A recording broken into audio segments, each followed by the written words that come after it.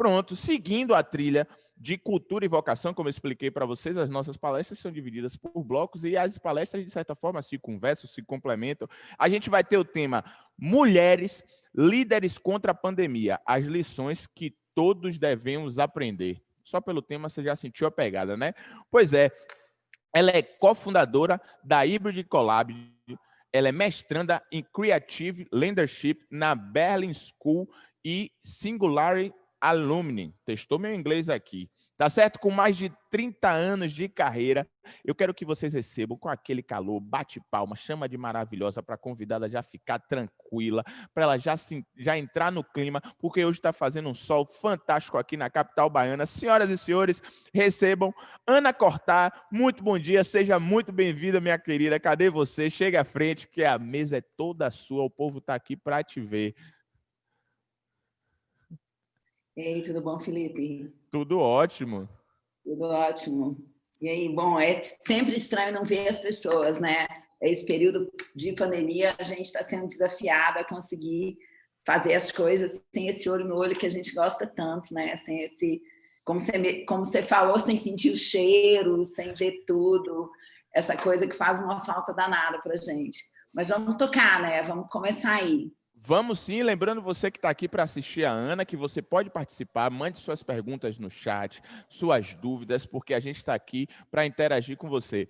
Ana, bom trabalho, boa palestra, seja muito bem-vinda, fique à vontade, a casa é sua e qualquer coisa é só chamar que eu estou aqui, tá certo? Valeu. Beijo, tchau.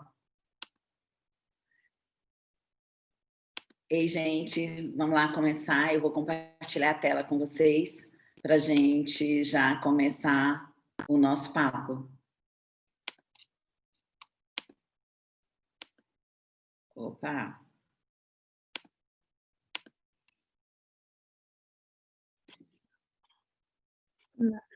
Não, querida, eu só fiz uma coisa errada aqui. Já estou voltando lá e arrumando. Ok. Valeu. Todo mundo vendo? Tá dando para ver aí? Dá para colocar. Ok? Ok, gente, vamos lá. Bom, como a gente estava, como o Felipe falou logo no início, nós vamos bater um papo sobre mulheres líderes contra a pandemia. Esse é um assunto que eu achei muito importante falar sobre ele nesse momento específico, principalmente nesse momento em que a gente teve um desempenho, a gente teve tão pouca gente, tão menos gente do que a gente esperava, votando em mulheres durante a última eleição. Então, eu acho super importante a gente colocar e lembrar o que significa esse momento onde, pela primeira vez no mundo, a gente consegue observar um conjunto significativo de mulheres agindo a respeito de um mesmo tema, que é a crise vivida pela pandemia desde o final do ano passado. E o que isso significa? Porque os países liderados por essas mulheres, em diferentes estudos feitos a respeito da quantidade de pessoas contaminadas, do número de mortes, esses países foram considerados alguns dos países com melhor desempenho a respeito da pandemia. Antes eu vou começar lembrando o que 2020 fez com a gente, tá? Qual é a mensagem que esse ano traz para a gente? E 2020 convidou a gente a imaginar o futuro.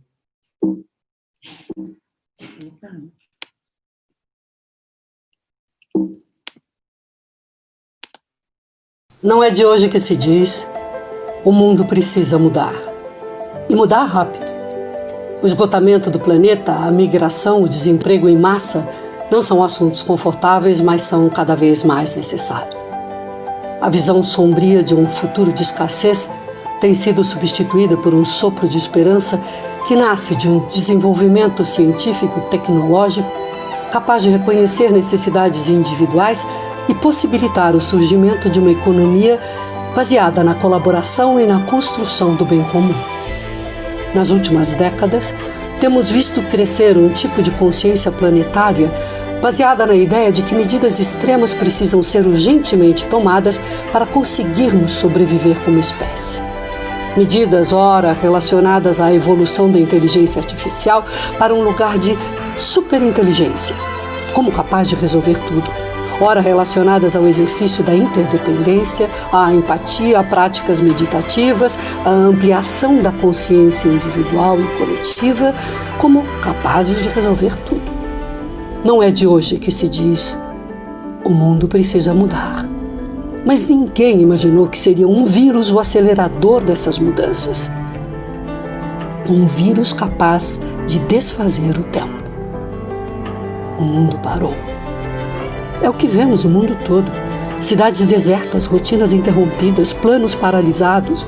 Todo dia parece o mesmo dia. É o que ouvimos nos diferentes compromissos diários que cumprimos sem sair do lugar. Tempo e espaço. Talvez viver este momento altere nossa percepção de continuidade, nosso modo de conceber e valorizar o tempo. O excesso de informações contraditórias, o medo simultâneo da morte, das consequências econômicas da pandemia, a escassez de líderes firmes e tranquilizadores nos colocam em um período de incerteza difusa. Uma única coisa é certa: o vírus já está redefinindo o modo como pensamos, como nos relacionamos com os outros e como definimos o que tem valor. Neste momento, o individualismo está sendo substituído pela criação de laços comunitários. A competição está dando lugar à colaboração e à priorização do lucro, à priorização da vida. Saem sucesso financeiro e status e entram bondade, generosidade, entrega. É tempo de resistir à nossa necessidade de respostas rápidas, baseadas em narrativas únicas. É tempo de observar e aprender, ora ancorado pelo conhecimento, ora simplesmente em um movimento não ancorado em nada, além do nosso desejo de explorar nossas potencialidades. Está aberta a era da construção. Como descobrir o que você tem de único para reagir às mudanças que o mundo pede agora?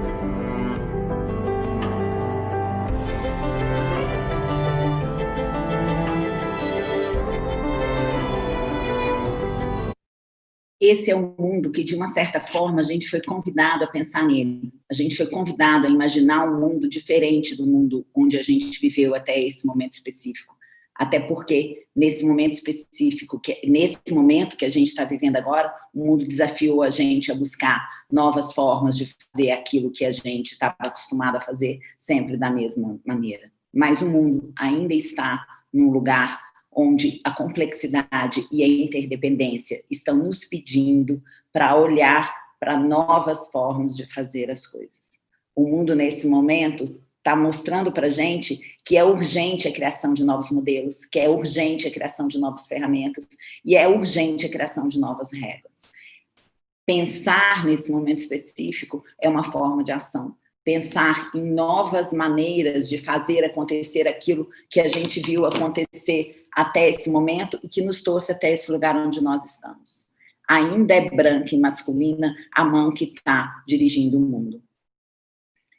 Se você pegar os países governados, os países do chamado G7, os G7 são aqueles países considerados alguns dos países mais desenvolvidos do mundo, então Alemanha, França, Canadá, Itália, Japão, Reino Unido, Estados Unidos, você vai olhar para esse grupo que é considerado o ponto de partida da vanguarda, ele é considerado a vanguarda do mundo, você vai ver nesse grupo apenas uma mulher, Angela Merkel.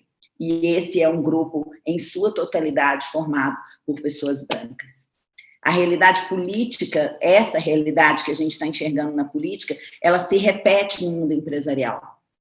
E não apenas no Brasil. Quando a gente olha para a Fortune 500, para as 500 maiores empresas do mundo, o que a gente enxerga é que um dos 4 CEOs negros que já ocupou uma posição dentro das 500 maiores empresas do mundo, ele acabou de renunciar, ele saiu agora em junho de 2020, e ele ocupou o cargo por menos de um ano. Entre os CEOs das 500 maiores empresas do mundo, a gente tem 2 que são pretos, nesse momento específico. Esses 2 que estão citados aqui, o da American Co., que é o Marvin Ellison, e o Roger Ferguson, da seguradora TIA. essa realidade é uma realidade ainda pior quando a gente olha para as mulheres. Até hoje, em toda a história do capitalismo, ou seja, a gente está falando de um longo tempo. Apenas 2 mulheres pretas lideraram uma das 500 maiores empresas do mundo.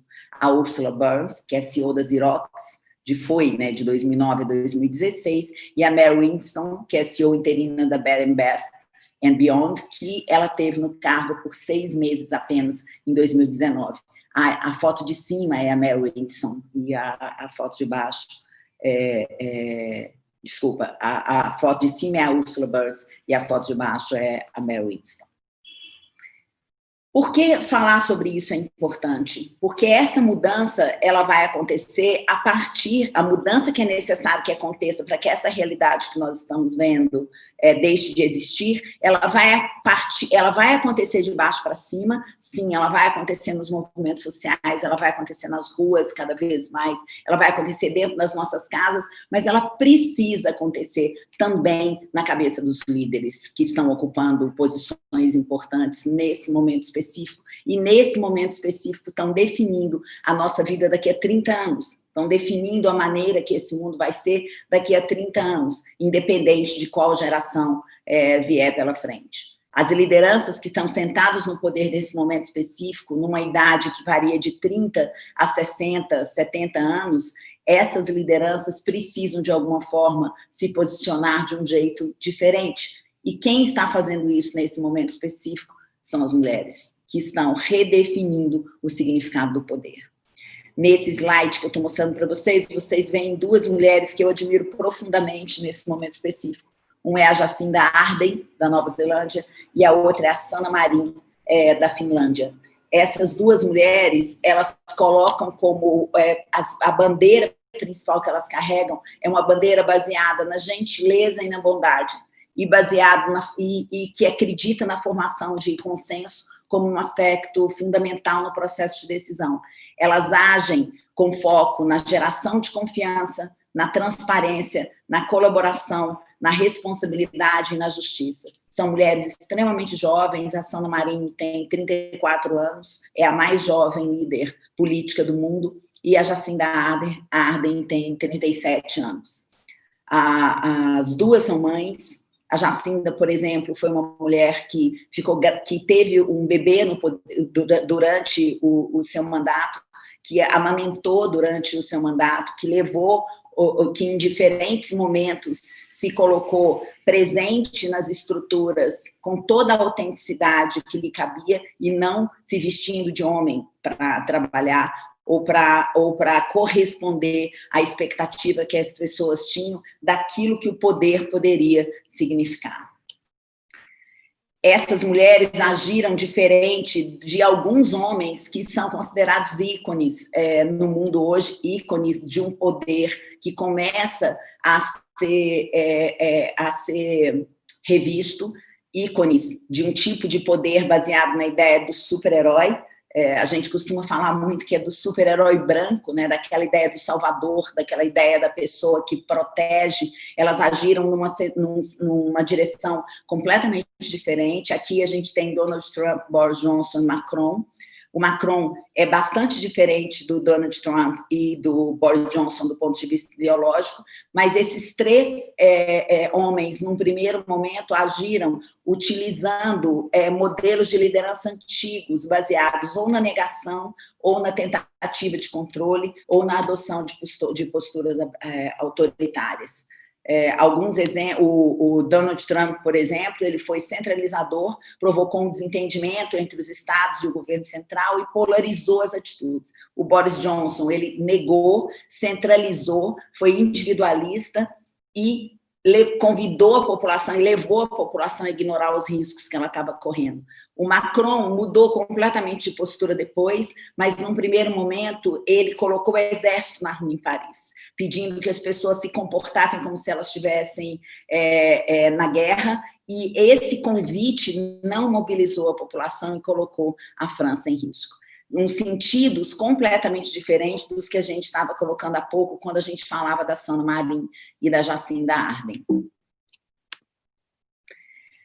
Outro aspecto que é muito importante, essa imagem, eu trouxe essa imagem para vocês verem da Jacinda Ardern, porque essa é uma frase da Jacinda Ardern um ano antes da pandemia, no Fórum Econômico Mundial, quando ela convida os líderes a pensar, a ficar do lado certo da história. Ela fala, você quer ser um líder que amanhã, que ao olhar para trás vai perceber que você vai ver, vai dizer que você esteve do lado errado dos argumentos, quando o mundo pedia uma solução urgente, quando o mundo chorava, clamava por uma solução, ela estava dizendo para os líderes do mundo inteiro naquele momento para que eles não ficassem do lado errado da história, porque nós estamos num momento de grande inflexão. A gente já estava antes da pandemia. E esse momento de grande inflexão, ele está nos pedindo para incorporar verdade, objetividade, simplicidade e clareza na abordagem que a gente tem com as pessoas, principalmente para não ver crescer, para não fazer crescer, durante essas diferentes crises que a gente vai continuar vivendo, a polarização, a insegurança e o medo. A gente está vivendo num momento onde a gente precisa ter intencionalidade e cuidado no modo de comunicação que seja baseado em transparência, honestidade e que evite, de alguma maneira, qualquer tipo de ambiguidade, porque nós precisamos de algo chamado engajamento, coletividade, colaboração, que só acontece de forma legítima a partir da autenticidade e a partir da verdade. Esse era o convite que a Jacinda Ardern fazia nesse momento específico, para que as pessoas prestassem atenção nisso. Por outro lado, quando você olha numa outra direção, porque a Jacinda Ardern e a Sanna Marin são mulheres muito jovens, são mulheres de 35, 4 e 36, de menos de 40 anos. Nessa foto, você vê nessa imagem que eu estou mostrando para vocês, eu fiz questão de trazer para que a gente perceba também a ação de 3 mulheres que são mulheres nascidas no final dos anos 50 e nos anos 60. Aqui a gente tem a Erna Solberg, a primeira das mulheres que está aqui. A segunda é a Tsai Ing-wen, que é a Erna Solberg da Noruega.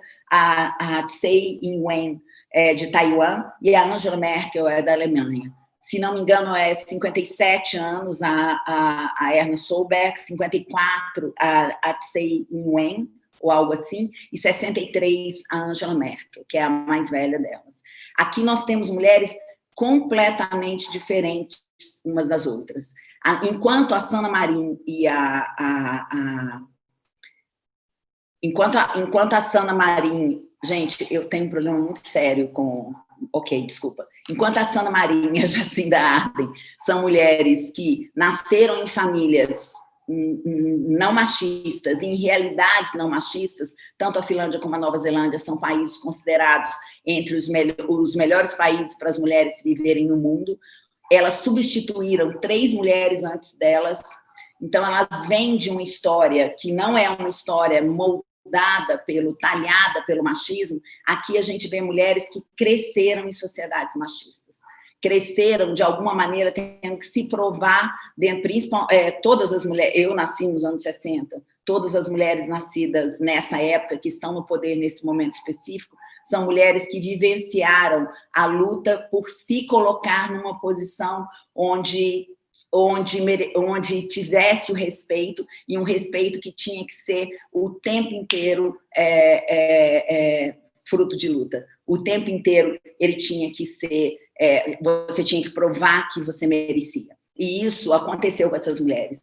A Angela Merkel, por exemplo, cresceu num país, ela ainda conheceu uma Alemanha dividida, ela cresceu limitada da sua própria liberdade.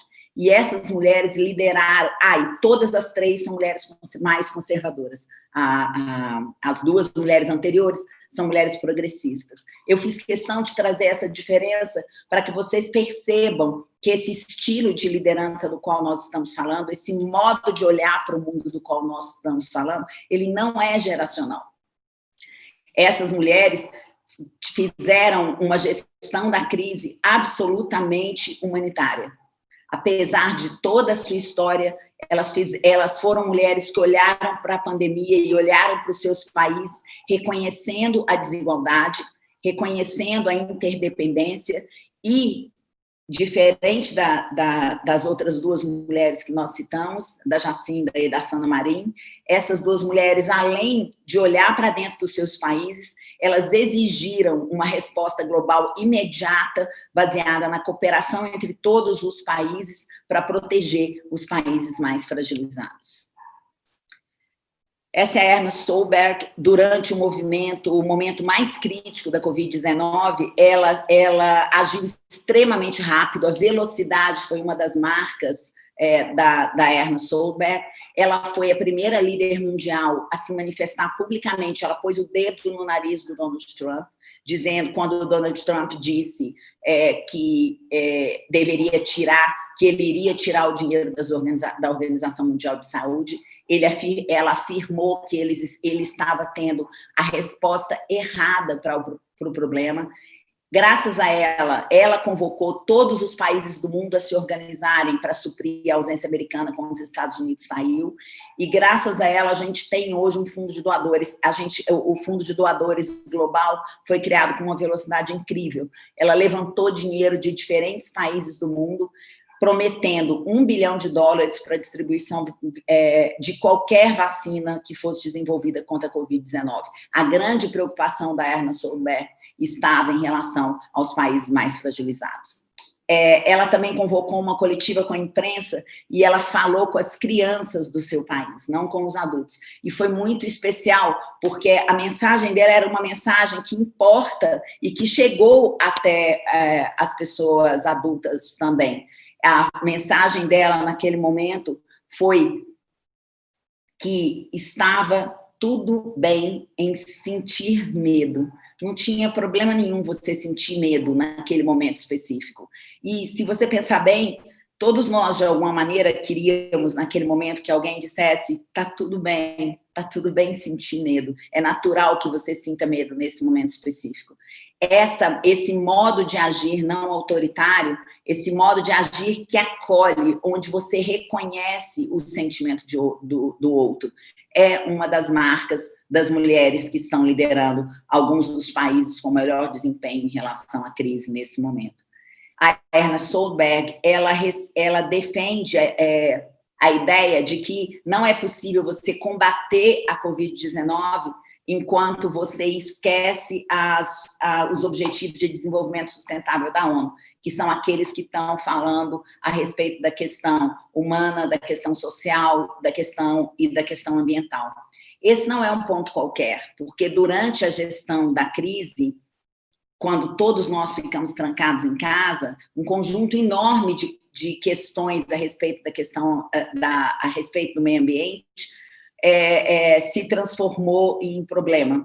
Vocês devem se lembrar de várias situações onde nós ouvimos frases relacionadas a medidas, a leis que estavam sendo desconsideradas ou enfraquecidas para que objetivos de negócio que geravam impacto negativo fossem atingidos. A quantidade de lixo que foi gerada durante a crise foi outra questão que também esteve em pauta durante esse tempo específico.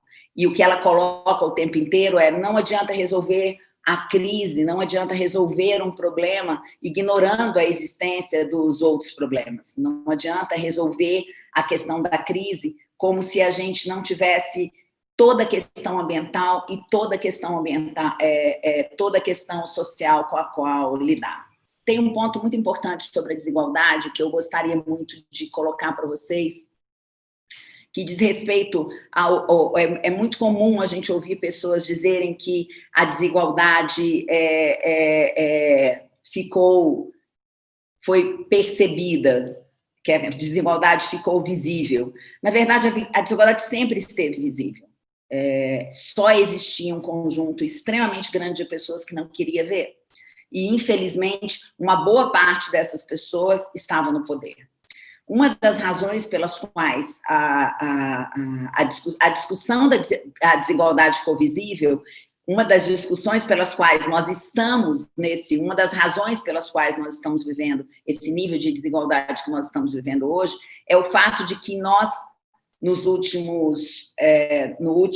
durante o século XX inteiro, até esse momento específico, nós baseamos a nossa análise de desenvolvimento única e exclusivamente no sucesso financeiro. Vocês já devem ter ouvido falar de uma coisa chamada Produto Interno Bruto. O PIB, no Brasil ou em qualquer lugar do mundo, o Produto Interno Bruto é uma medida de sucesso. Você avalia o quanto um país é desenvolvido a partir desse número, do número do PIB. O que acontece é que esse número é incapaz de medir desenvolvimento sozinho. É óbvio que é necessário, sim, a gente ter em mente a questão do PIB, mas ela não pode ser a única avaliação. E essa preocupação de criar novos indicadores, ela está presente hoje na mente de todos os líderes que, de alguma maneira, se preocupam com a reinvenção do sistema econômico no qual a gente vive. A Tsai Ing-wen, ela, durante a crise, ela agiu rapidamente. Agir rapidamente é uma das questões absolutamente relevantes quando você pensa na forma com que os líderes se comportaram durante a pandemia. Tem um aspecto sobre o agir rapidamente que eu gostaria de fazer um comentário com vocês, que é o quê? A gente vem de uma lógica de dados, correto? A gente está vivendo, os últimos 10 anos, eles foram anos que nos convidaram a olhar o processo de tomada de decisão baseado na análise de dados e, muitas vezes, diminuindo a importância da intuição. Quando nós começamos a viver a crise, o que aconteceu? Quando a gente acordou em crise, a gente acordou numa situação para a qual não existia referências anteriores. Nessa situação para a qual não existe referências anteriores, o que emerge? O que emerge é a intuição. E ao emergir a intuição, e é baseado na intuição que a gente vai ter que agir rapidamente. Então, esse contato das lideranças com a intuição, ele se deu com muita força. E essa é uma outra questão, por isso, de uma forma não estranha, de uma forma previsível, digamos assim, você viu mulheres agindo dessa forma, sem muita dificuldade. Porque esse encontro, esse contato com a intuição, ele foi menos, eu diria, culturalmente, ele foi considerado mais aceitável nas mulheres, porque essa é uma característica que os homens também têm e também podem desenvolver, mas ela está mais aflorada nas mulheres. Então, durante a crise, a Tsai Ing-wen, de Taiwan, ela também agiu com velocidade, ela testou as pessoas. A Taiwan não está integrada ao OMS, ela fechou o país com uma velocidade extremamente grande, mas mesmo Taiwan não estando integrado ao OMS, ela se tornou um exemplo para o mundo inteiro e compartilhou com a Organização Mundial de Saúde e com outros países do mundo todo o desenvolvimento tecnológico e científico alcançado pelo país. É muito importante citar a Tsai Ing-wen, porque aqui nós estamos falando de uma mulher que cresceu numa realidade extremamente difícil, num país que viveu momentos de ditadura da China e que teve que se libertar de um conjunto extremamente grande de padrões. Essa é uma mulher que merece que a gente olhe para ela e aprenda o quanto é possível, mesmo numa realidade controversa, você manter a gentileza, você manter a bondade, independente do quanto que você precise ser firme. Ela é outra mulher, assim como as outras duas das quais a gente está falando, que acredita na cooperação multinacional, ela acredita que a cooperação multinacional ela é necessária para a recuperação global, e isso é algo que ela defende com bastante força. Essa é a Angela Merkel, que foi uma mulher da qual a gente ouviu falar muito. Vocês estão percebendo que eu estou gastando um pouco mais de tempo para falar das mulheres, dessa geração de mulheres que está no poder agora. Tem uma razão nisso.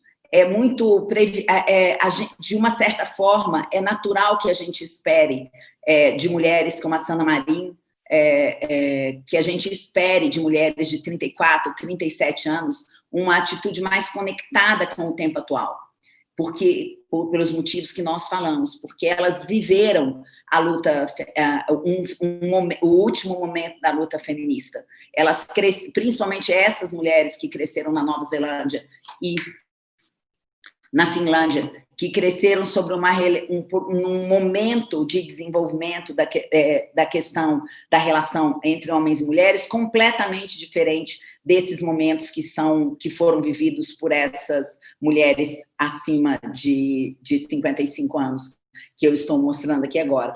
Mas é muito importante a gente ter esse olhar, porque essa realidade, se a gente olha para onde nós estamos, a realidade que nós estamos vivendo aqui, ela está mais próxima da realidade vivida por essas mulheres em seus países do que da realidade da Finlândia e do que da realidade da Nova Zelândia. E é muito importante a gente perceber que está tudo bem, que é possível fazer isso acontecer, não importa em que realidade a gente esteja vivendo.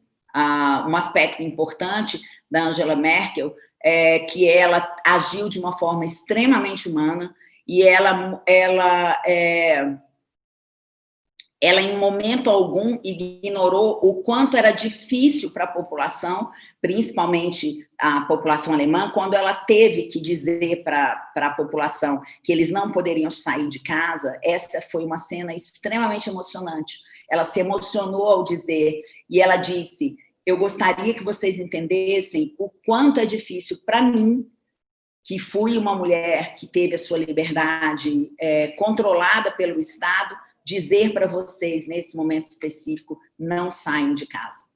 E ela explica dessa forma, trazendo as pessoas para um lugar da comunicação afetivo, um lugar humano. Ela explica como seria importante que essas pessoas fizessem isso por elas mesmas e pelo outro. Muito bem, o que essas mulheres estão mostrando para a gente na prática? Elas estão derrubando o mito de que o estilo de gestão feminino não incorpora o pragmatismo, a velocidade e a firmeza. Mito, isso sempre foi um mito. Ao mesmo tempo, elas estão colocando sob o holofote características antes não associadas a lideranças fortes e eficazes, como gentileza, bondade e informalidade, somadas a um tipo de ativismo baseado na criação de pontes entre diferenças, enquanto apresentam ao mundo, cada um a seu modo, novas perspectivas. Isso não é pouca coisa. Isso é muito importante para criar para a gente novos parâmetros de sucesso, novos parâmetros de comportamento que definem o que deve ser, a direção para onde devem ir as lideranças, e não apenas as lideranças políticas, também as lideranças do mundo corporativo. Eu trago para vocês uma referência de um trabalho que eu super recomendo que vocês busquem, que é um trabalho feito pelo Instituto Update, aqui em São Paulo, em parceria com o Quebrando Tabu. Ele foi um trabalho publicado durante a pandemia, durou 1 ano, o projeto foi feito no México, Brasil, Bolívia, Colômbia, Argentina e Chile. Ele conta a história e as ideias de mulheres que estão, de alguma maneira, influenciando o futuro nesses países. Nesse trabalho, você vai ter filósofas, ativistas, mulheres que estão em posições de liderança dentro da área política ou não.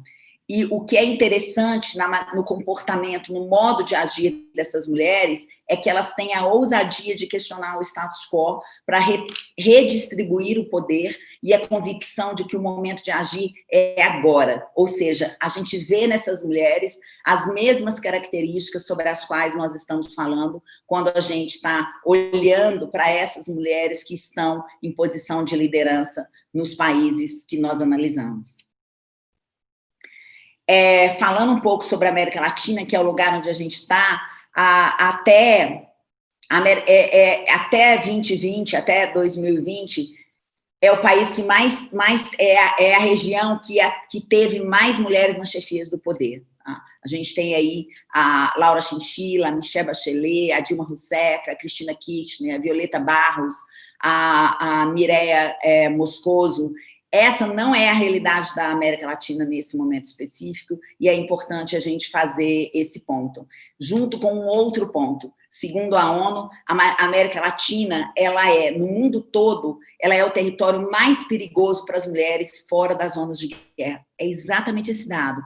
Fora as zonas de guerra, então só é mais perigoso de viver, para uma mulher viver, as zonas de guerra. Fora isso, o lugar mais perigoso no mundo para uma mulher viver é a América Latina. Por causa da violência que nós sofremos nas ruas, por causa da violência que nós sofremos dentro das famílias, por causa das violências que nós sofremos em casa. Nesse momento específico, durante a pandemia, já nem é mais uma realidade, mas você tinha uma mulher no poder na América Latina, que era a Janine Áñez, que ocupou o poder e se proclamou presidente na Bolívia, mas ela não se encaixa no perfil de mulheres, ela não é um exemplo do tipo de liderança feminina sobre o qual nós estamos falando aqui. Então, quais são as 5 grandes lições que nós temos para colocar? Liderar com firmeza e afeto, agir para todos, unir intuição e dados, escolher a verdade e agir, ser autêntico. Agir tem um erro aqui no texto, agir com autenticidade. Essas são as 5 lições que nós aprendemos com essas mulheres até esse momento específico. Eu encerro com apenas fazendo um ponto que é muito importante, que é quase 90% dos países do mundo ainda têm restrições legais baseadas em gênero. Em alguns países, por exemplo, as mulheres têm direito à propriedade limitados, enquanto os maridos têm o direito de impedir que as esposas trabalhem. Ainda existem obstáculos legais e barreiras relacionadas à combinação da vida profissional entre a mulher, família, educação e acesso e financiamento, a financiamento e recursos financeiros. Então, a nossa realidade ainda é uma realidade extremamente difícil. Por isso, é extremamente importante que a gente use esses exemplos para que a gente encha a boca e nos encha de paixão para dizer que nós estamos, sim, desenhando uma nova realidade e criando as bases para um futuro completamente diferente do futuro do passado que nos trouxe até aqui. Obrigada.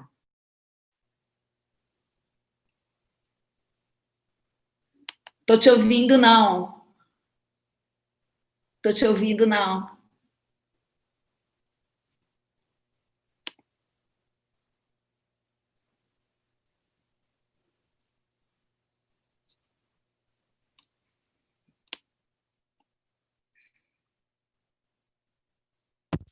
Foi. Agora tudo foi. Certo? Ajeitei o cabinho aqui. Que a gente que agradece terminar com essa mensagem tão esperançosa, tão bonita, assim, que gera uma expectativa de um mundo melhor, e a sua contribuição com certeza trouxe isso, assim, pelo menos para o meu coração. Eu estava te ouvindo aqui no monitor da gente, da forma de liderar com afeto, com garra, e que eu acho que são características assim que tem tudo a ver com o título do seu tema, né, de mulheres líderes contra a pandemia. E essas lições eu acho que servem para todo mundo e para todo mundo que está nos assistindo. Tem recado para você. Kleber Paradella comentou aqui, eu sou fã de Ana Cortar, mandou um abraço, entrou aqui. Sou fã de Kleber Paradella também. Beijos parceiro grandes. Antigo do Screen. Ana, muito obrigado. Até breve, até uma próxima. Eu espero que a gente esteja em outras edições presencialmente. Um excelente final de semana para você. Muito obrigado por essa contribuição tão afetiva e tão encorajadora. Um beijo no seu coração. Tchau, tchau. Tchau, tchau, tchau. Que massa, né, gente? Você começar o dia, começar o sábado com a mensagem dessa tão inspiradora. Deixa eu falar um negócio para vocês. Tem uma novidade boa. Mas eu vou rodar o VT, depois eu conto. Fica aí ligadinho, vamos passar o VT dos nossos patrocinadores e eu volto em 2 segundos. Fica aí, não se saia não, porque tem muita coisa boa para acontecer ainda. Vamos embora. Ver a vida melhorar, ver o nosso orgulho de volta, ver a gente voltar a sorrir. A gente ama! E a Prefeitura deixou o centro de cara nova. Entregou novas encostas, mais 15 postos de saúde, temos a maior UPA do Nordeste, novo Jardim Botânico, os arcos da Ladeira da Conceição Tem o conjunto Baixa Fria 2. Priscila, me diga uma coisa, e o coração, como é que tá? Tá uma alegria só. É muito trabalho, é muito amor. Prefeitura de Salvador é a melhor do Brasil porque faz o que ama. Fomentar o mercado criativo, unindo todos os segmentos do setor, a ABMP surgiu em 1997 e segue se reinventando, gerando conteúdo com lives, colunas, entrevistas no nosso site e grandes eventos, unindo os mais diversos profissionais em grupos de trabalho para discutir ideias sobre a cadeia produtiva baiana. Saiba mais em www.abmp.com.br.